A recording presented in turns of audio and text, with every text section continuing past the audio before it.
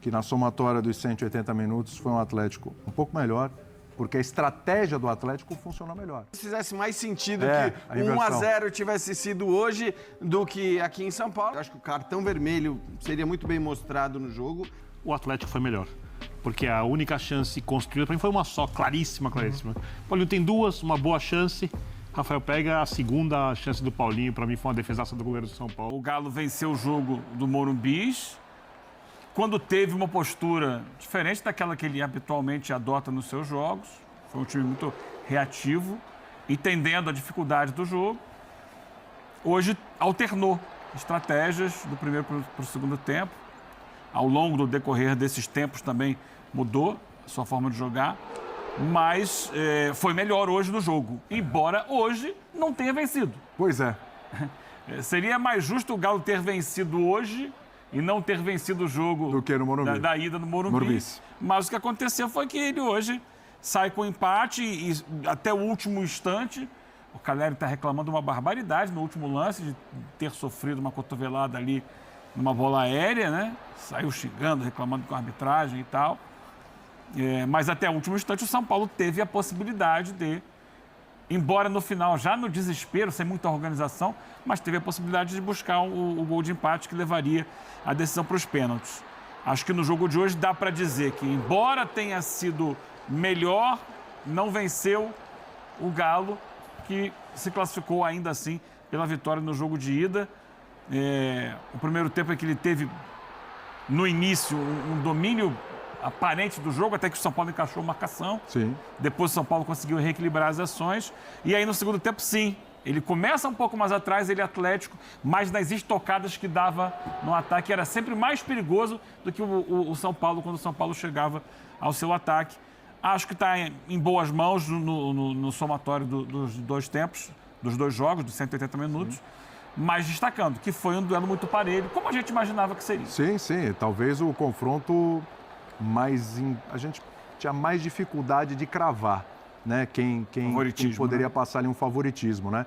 E o que a gente fala do jogo hoje, do Atlético ter sido melhor, a gente viu as imagens aí, por exemplo, do Rafael sendo uma das grandes figuras aí desse jogo, né, Jean? Tudo bem? Tudo bem, William. Boa noite para você, boa noite para os companheiros. Sim, acho que, na verdade, o Atlético ter sido melhor é justamente por isso. É porque o Rafael fez boas defesas, né? 3 ou 4 boas defesas. O São Paulo leva só os 35 do segundo tempo, consegue criar realmente uma grande chance de gol. Então, acho que, sim, nesse aspecto, o Atlético foi melhor, porque teve as melhores chances do jogo, mas não foi um Atlético dominante em nenhum momento. Então, acho que lembro até que a gente falava, ao final do primeiro jogo aqui no Linha de Passe, que talvez o resultado de São Paulo fizesse com que o Atlético se comportasse de uma maneira muito parecida com o que a gente viu no Morumbi. Sim. E foi de fato o que aconteceu, porque acho que o Atlético, em momento algum, foi aquele time avassalador, que saiu para cima, que marcou o São Paulo alto. Não, inclusive o São Paulo teve mais posse no primeiro tempo, teve mais posse no segundo tempo. Ainda assim, o Atlético foi o time que conseguiu criar as melhores chances, muito graças ao Hulk, né? As chances que ele criou para o Paulinho no primeiro tempo, aquelas duas boas possibilidades. Mas foi um Atlético, e acho que isso chama atenção, porque era, até o jogo contra o São Paulo aqui no Morumbi, era um jogo em que era um Atlético que a gente dizia que era muito frágil defensivamente. Tudo bem? Tudo bem, William. Boa noite a você, Eugênio, Jean, Calçade, aos fãs e às fãs do esporte. Se você for contar como a clareza de uma chance de fazer gol para definição do que é jogar melhor ou não, o Atlético foi melhor. Porque a única chance construída, para mim, foi uma só, claríssima. O Paulinho tem duas, uma boa chance. Rafael pega a segunda chance do Paulinho, para mim foi uma defesaça do goleiro do São Paulo. Foi a chance mais clara criada no jogo de hoje. A chance mais clara que o São Paulo ia criar, o Júnior Alonso impediu fazendo uma falta por trás, num lance bem discutível, se era lance de amarelo ou lance de vermelho, que foi num erro do Atlético. Né? Eu acho que tinha o Fux ali, aí tem a discussão, que a gente vai falar daqui a pouco. A gente vai falar disso depois. Eu acho o seguinte, as duas estratégias funcionaram. Porque o Atlético, tecnicamente, os 4 jogadores mais avançados são jogadores do nível que o São Paulo não tem. Talvez o Lucas, sim, jogaria no Atlético. O Caleri perfeito, mas Hulk e Paulinho fazem uma dupla extremamente respeitável. São Paulo não tem um jogador no nível do Scarpa pelo lado, não tem um jogador no nível Arana, apesar de ter bons jogadores. Tá? Só esses do Atlético são melhores. E mesmo com o Atlético tendo mais possibilidades de construção, ofensiva, de conclusão, o São Paulo coletivamente se impôs em ambos os jogos. O Atlético, eu não acho que o Atlético hoje escolheu ficar recuado. Eu acho que quando ele tentou sair em grande parte do primeiro tempo, ele não conseguiu, porque a marcação alta do São Paulo foi muito bem feita, extremamente bem executada, e o Atlético foi obrigado pelo São Paulo a jogar apenas no contra-ataque. Não que o Atlético não quisesse movimentar em alguns momentos, adiantar suas linhas, pressionar, nos recuar, usar o contra-ataque. Eu acho que o Milito preparou o time, ou queria que o time tivesse mais alternativas coletivas. E o São Paulo, porque é muito bem treinado, e hoje tem uma sacada assim do Zubeldia, do Lisiero, que é um jogador que nunca se firmou no São Paulo de fato, que fez uma senhora partida na ausência do Bobadilla. O São Paulo não tem o Pablo Maia, não tem o Alisson, não tem o Bobadilla. 3 dos seus volantes. Né? E o São Paulo não tem um elenco no nível do elenco do Atlético. Então eu acho que se você for olhar pela chance clara, perfeito. Agora, eu acho que ambos os treinadores conseguiram fazer as suas ideias funcionarem. A do Zubeldia não funcionou porque o Lucas perdeu um gol no jogo de ida e ele jogou muito bem o Lucas, porque o Arboleda errou, e o gol que o Arboleda tem uma dificuldade de compreensão é o gol que resolve a classificação na Copa do Brasil, no jogo do Morumbi. E hoje, no único erro que teria do Júnior Alonso, que para mim foi o melhor jogador do Atlético, uma partidaça do Júnior Alonso, ele fez a falta, não aconteceu o gol. E por um detalhe, num jogo, num confronto para mim extremamente equilibrado, do coletivo e da personalidade do São Paulo contra um Atlético se adaptando e mais técnico, passou a equipe que aproveitou melhor o erro do adversário. É verdade. Lembrando, né, São Paulo, o atual campeão da Copa do Brasil, então fica pelo caminho aí, o que aumenta ainda o feito desse Atlético Mineiro, que parece que, eu falei aqui, né, Calçade, um começo avassalador do Milito, depois uma queda de rendimento, de produção, perde jogadores, perde jogador para a Copa América, muita gente lesionada também. Teve um dia aí que tinha 10 jogadores fora da lista ali, muitos titulares ali do Milito. Mas parece que é um Atlético que, se no Campeonato Brasileiro realmente não empolgou, não decolou, nas Copas as estratégias vão funcionando, tanto na Libertadores quanto agora também na Copa do Brasil. William, boa noite. Boa noite a todos. O que eu vi no jogo de hoje você tem duas equipes que... Cadê os meias, articuladores? Pode ser um volante com essa capacidade, pode ser aquele volante que sabe sair, chegar e também defender, que é o ideal no mundo do futebol. Mas onde eles estavam? Eles não estavam. O São Paulo estava machucado. E o São Paulo então ficava com o Wellington Rato, o Lucas, que vinha, teoricamente, ele não é um jogador do lado esquerdo, mas ele ocupa na escalação essa vaga, mas ele está por dentro com o Luciano, vem o Wellington Rato produzindo para o Caleri, o lado esquerdo apresente-se, Wellington. Vai que é sua, porque esse corredor é teu. Não tinha esse corredor, não tinha o meia, então é time de ficar tentando um passe para a chegada de frente para o gol, pegando as costas da zaga. Tem um lance aqui para a gente encerrar por enquanto a nossa discussão aqui de Atlético Mineiro e São Paulo, que é justamente esse aí, ó. Cartão amarelo para o Júnior Alonso. Amarelinho ficou de bom tamanho, Calçade? Tem muita gente pedindo vermelho. Esse lance na imagem aberta é mais legal para a gente ver. Que o Fux está chegando. A desculpa ali é que o Fux já estava cobrindo. É um lance para mim que ele está na interpretação do árbitro. É porque ele está cobrindo, mas ele está a 2 metros à esquerda. Então, a velocidade de quem vai sair de frente para o gol e a trajetória favorece. Então, concordo com você, porque quando ele ajeita a bola, ele já joga ali para o meio.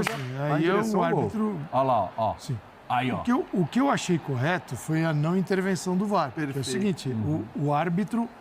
O que a gente precisa entender é o seguinte, se o árbitro errou a interpretação dele, ele tem que ser chamado pela CBF ou ele tem que simplesmente não apitar mais. O que não dá é para ter uma comissão no VAR para decidir reapitar o jogo. Então, esse ponto do VAR não cabe aí. Ou pior, para pedir para o árbitro reapitar, né? Isso não cabe. Agora, é uma interpretação dele que, assim, olha, ele está saindo e sofre a falta. A cobertura não está além da bola. não está mais próximo do gol do que a bola. Então, para mim, é um lance de interpretação, poderia ter sido julgado, no meu modo de ver, que é como cartão vermelho. Vamos fazer o seguinte, a gente tem um recurso aqui de parar a imagem na hora do domínio ali, ó. Vamos lá. Câmera lenta, joga a bola para dentro. Briga, vamos lá. Ele briga, ele vai jogar a bola mais pro meio, que é justamente para sair em direção ao gol. Vamos ver, ó. Olha lá. E o Fux está aqui embaixo, tá? Ó, dominou. Ele está de frente pro gol. Ele vai sair na cara do gol. Acho muito improvável que o Fux ia chegar. Não, sim. Você tem... Olha lá, ó agora. Praticamente, na mesma linha, e a trajetória favorece o portador da bola. Exatamente. Né?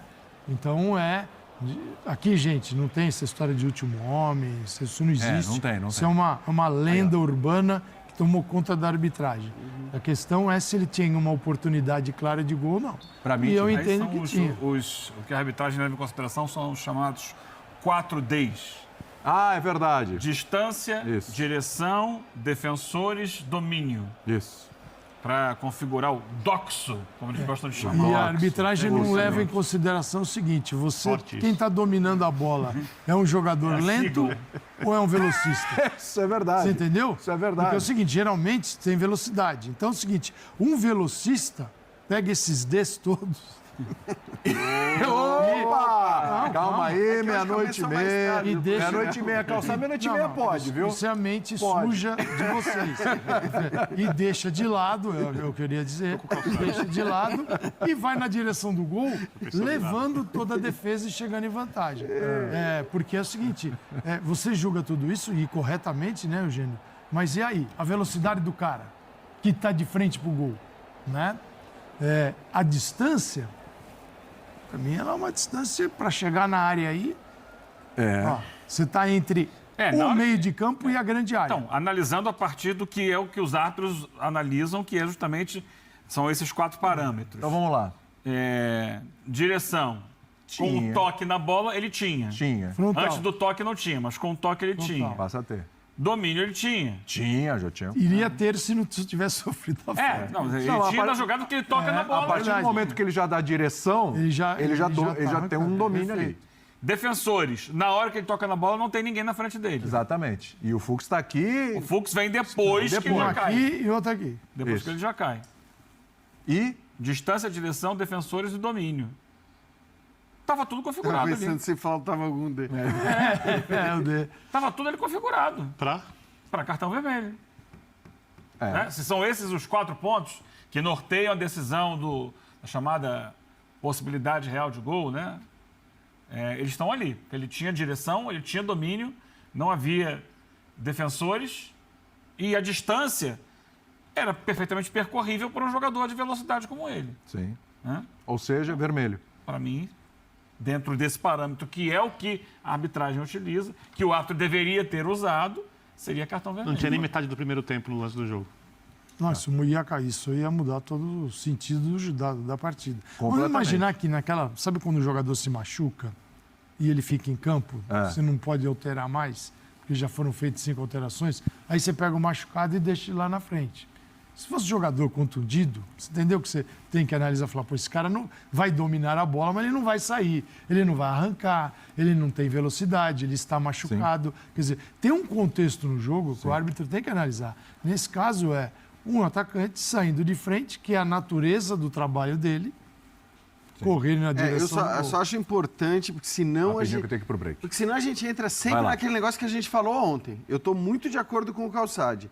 A gente está aqui discutindo e podemos chegar à discussão que a distância ele não estava no grande círculo, mas também não estava na entrada da área, que o defensor estava distante o suficiente para a gente. E eu concordo com tudo que foi dito. Mas eu não acho que um caso como esse, eu acho que o cartão vermelho seria muito bem mostrado no jogo, mas é esse tipo de lance que eu acho que a gente tem que parar com o negócio de querer a intervenção do VAR em tudo. Assim como quiseram a intervenção do VAR... Não precisa do VAR ali, não. Não, mas não é que não precisa do VAR, porque quando você fala não precisa do VAR... Mas olha o lance. Mas você não quer... Porque tem muito aqui no Brasil, você não quer vir dar uma olhadinha? Vem dar mais uma Não, olhadinha. ali a decisão tem que ser no campo. O VAR vive chamando. O árbitro Mas de é- campo, então, ele mas- estava de frente, ele viu o lance. Então, é que você está defendendo que o VAR fosse usado nesse caso. Não, Não, estamos porque defendendo que o árbitro em campo, marcasse de o Não, frente para o lance, É que eu sei. pudesse ter visto e aplicado o cartão. Tudo bem, mas é que assim, quando há um erro indiscutível que não cabe nenhuma interpretação, Sim. eu acho que aí a gente tem que dizer Isso aconteceu ontem. que o VAR tem que ser utilizado. Aconteceu ontem, no lance do Hugo. Então, aquela dividida, Eu o não estou árbitro aqui tá defendendo o olhando. VAR. Eu acho que Exato. o VAR no Brasil é muito Então, mal usado. é só isso que eu tô dizendo. Excessivamente Isso, intervencionista. exato. Mas nesse caso ali, o árbitro do campo tinha todas as condições de Não, eu aplicar sei, o é cartão. que as condições, Eugênio, eu acho que ter as condições de fazer e não fazer, se ele tem todas as condições de fazer e não faz, e não cabe nem interpretação porque ele errou, o VAR tem que entrar. No meu ponto de vista, não é esse lance, como eu vi muita gente pedindo para que o Luiz Gustavo fosse... vem rever aqui, porque ele dá uma solada.